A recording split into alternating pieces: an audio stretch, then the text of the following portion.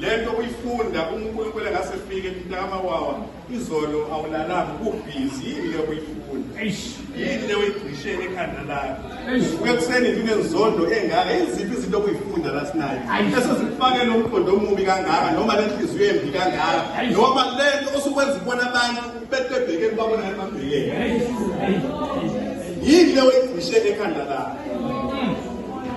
Umfundisi Shumayela last week ukuthi yena i-Facebook page yakhe uyisebenzisa ukuposting calls because uhambisa wena WhatsApp wakho bathi lento le profile ilento status what are you giving the world what is it utshalani wena yini le oyitshalayo ngoba uzoyivuna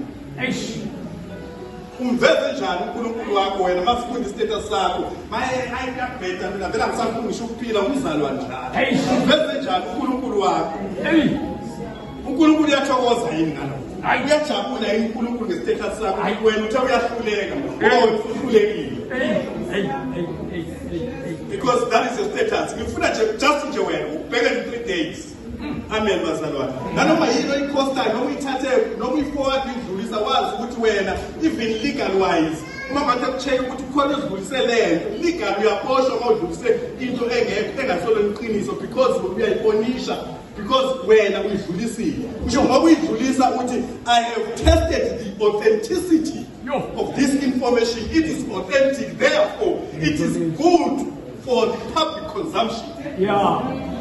Uma ngabe kuthiwa kuyobulala uShelele ungafundanga wadlulisa ubulala uShelele you are guilty as charged now ufanele uyodosa 25 years ngoba udlulise information embi.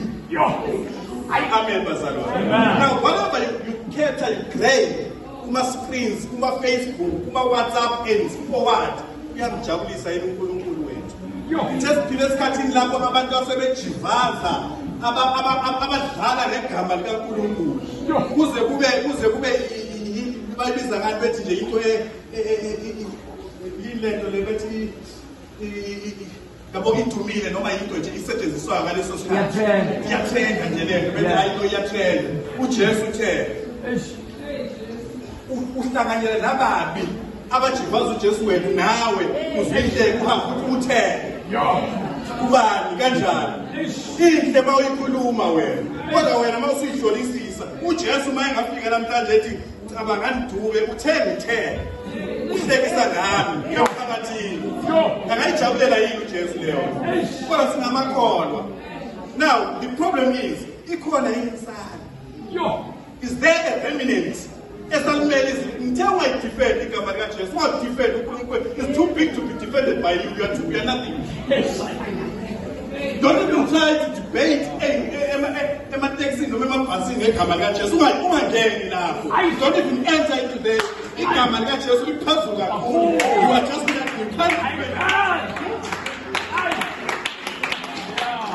what I'm saying is impilo yakho iphilayo does it resemble impilo kaJesu? Impilo iphilayo iyamveza yini uJesu Kristu? Iyamveza yini ukulunga kaJesu Kristu? Impilo yakho nje iphilayo uthi uhamba nje ungashoma lutho bathi hayi iyaphila lesizwe iyaphila lo baba uthi uma uvula umlomo bethi hayi amen siyabonga mzalwane sufika ungaguqi kodwa bese ukhuluma kwakho. Amen bazalwane.